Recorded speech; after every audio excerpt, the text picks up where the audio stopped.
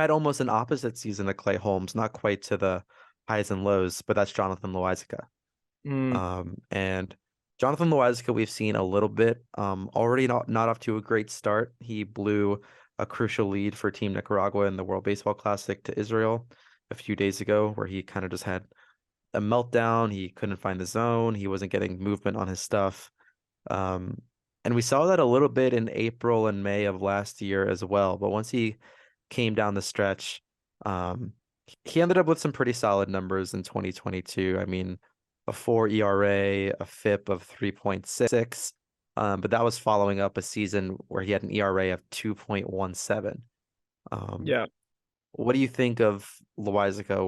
Where are your feelings on him for this upcoming year?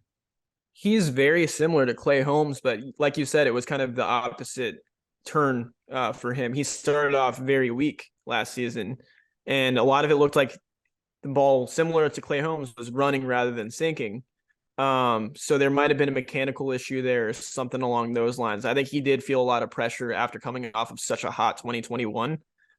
He was kind of classified as one of the best relievers in the league, and I think that might have gotten to him a little bit.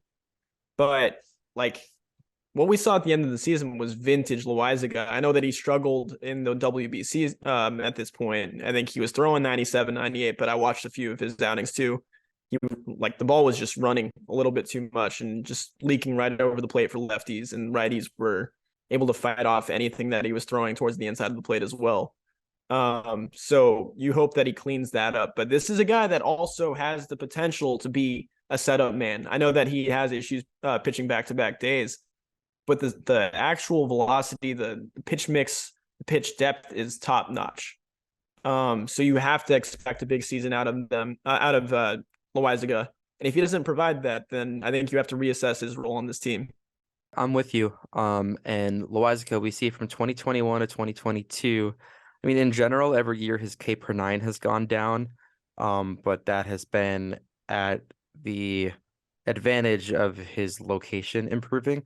His walk rate went down from what used to be around 12% down to 5.7 in 2021, jumped back up to almost 10% in 2022. I think that was a big part.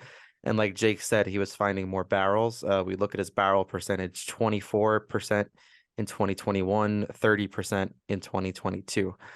I think somewhere in between 2021 and 2022 is what Loizaga is. And if he's that, that's a really, really good pitcher. That's an all-star level relief pitcher for the Yankees. Like his last year, his good was really good and his bad was like, okay, like you don't love it. But it wasn't killing us. It wasn't terrible. The nature of his pitching is that you're kind of going to know or you're not going to know if he has it that day. And he doesn't get shelled often. Well, he'll run into a walk and then maybe he'll give up a gap or a double and a big home run here and there, but he's not going to implode completely, especially as he gets going into the middle of the year.